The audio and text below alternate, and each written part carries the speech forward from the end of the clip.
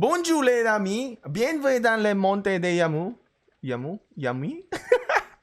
What am I saying? Bonjour, I guess. Hello, friends. We have now switched to a new civilization. It's France. I cannot speak French, but I tried my best. That's what it counts, right? At least you try. We have switched to France. Why did we switch to France? And is France the best civilization in Rise of Kingdoms in 2020? And I'm going to explain to you why I did this and how this can benefit the majority of the players in Rise of Kingdoms. Let me know in the comment section below if you like this switch that I have done, and if you agree, or maybe you don't agree with my mindset or my mentality or my decision making. Let me know in the comment section below.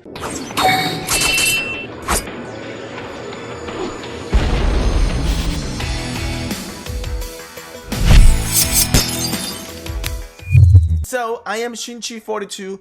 Welcome to Rise of Kingdoms. Today, we're going to be talking about our major switch of civilization from Britain to France. Now, if you guys want to play this game in PC, there is a link in our description. Make sure to click that. Download BlueStacks, which is an emulator for mobile game apps to play on PC, so you can start playing Rise of Kingdoms on your computer. So if you guys haven't subscribed to my channel yet, don't forget to do so. Click that subscribe button now and start following us for amazing content. So as you know, we initially was running with Britain, and we've been stuck with Britain for a long time due to the reason why we are playing with archer gangs. Now, I did switch to France. Does that mean I am now officially an infantry gang? Or am I still an archer gang? Since I have both commanders, I have infantry commanders and archer commanders. I don't really have cabs commander, but in my opinion, with this switch, it would still be beneficial even if I switch into cabs gang, but that's very unlikely. So, the real big reason of this switch is not because of the special unit.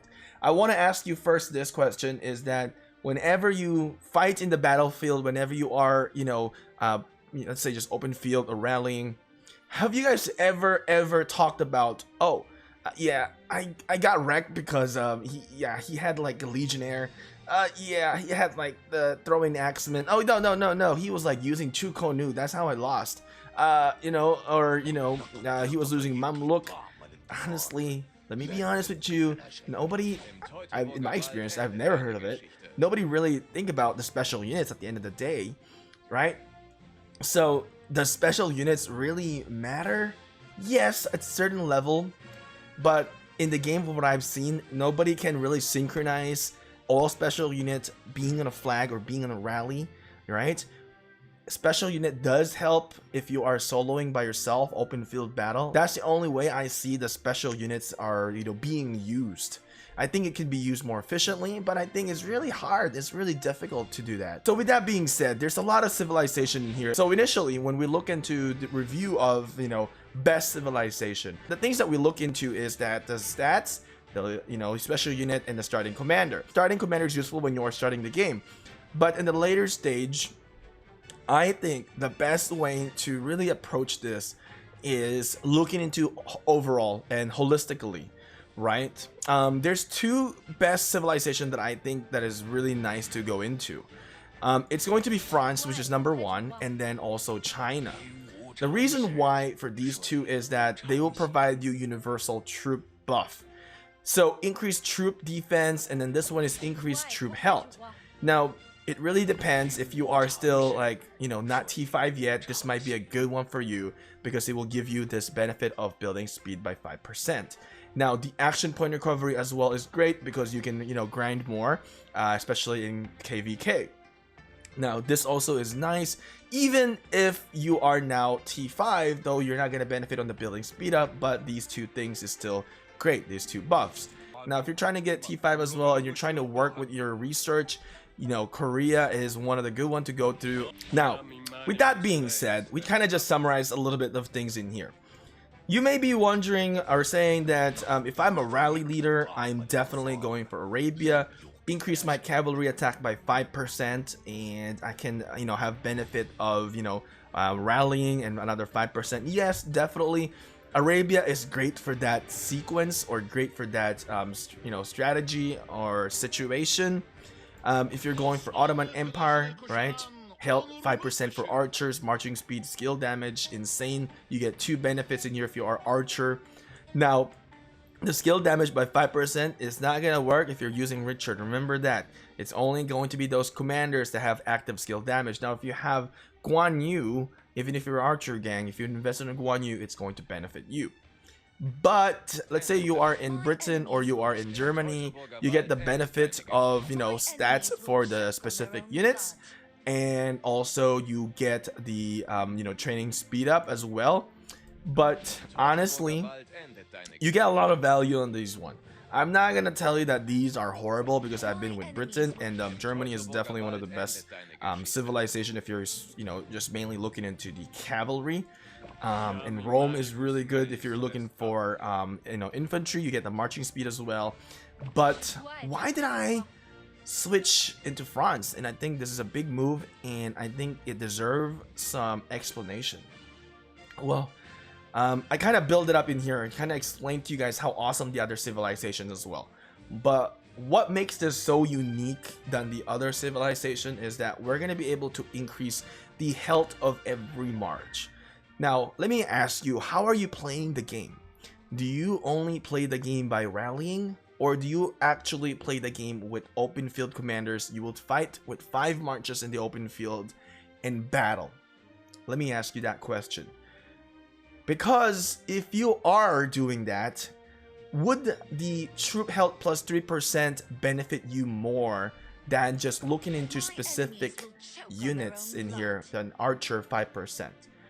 Typically, majority of the player in Rise of Kingdoms probably are going to be using multiple type of units in the battlefield.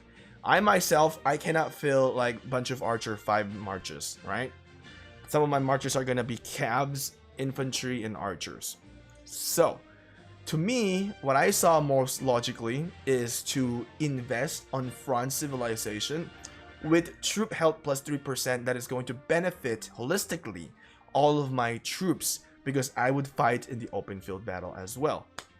Now, I've realized if I am launching a rally, when I launch my Britain rally, most of the time people that joins my rally are not longbowmen, or they are not, the Janissaries, or Hwoarang, or Chu Konu.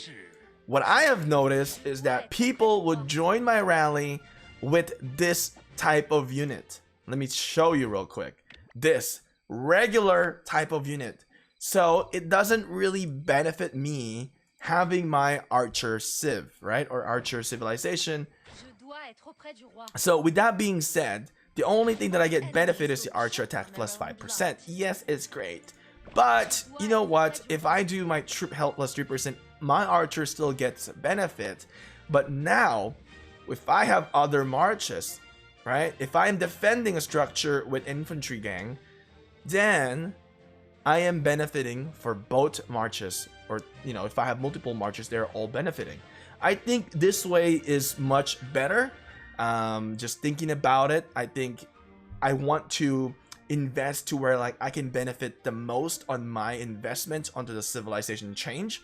So this is why we have switched into France.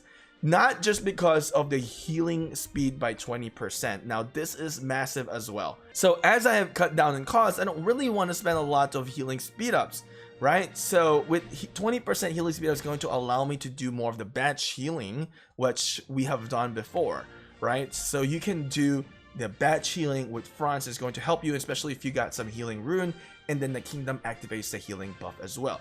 Now wood gathering is nice, plus 10%. Of course, if you are running with infantry and as well as archers, the wood gathering is definitely going to benefit you the most. Now, I actually was thinking of going into France or China, but then I realized that, with the building speed up, I don't really need it. And yes, the action point is great, but I would rather get the hospital healing speed up plus 20% and troop health plus 3%. Now, if you look into our equipment, it's a little bit difficult to obtain health. So this is one way to kind of help our stats to be boosted by using this civilization. Now, I don't really care much about the throwing axemen. Honestly, I don't give a damn about the special unit because more than likely, if I'm defending a structure, it's not going to be specialized units. Anyway that are in there is going to be random. Right? You cannot control that. It's practically impossible to control what comes into your structure and or what comes into your rally.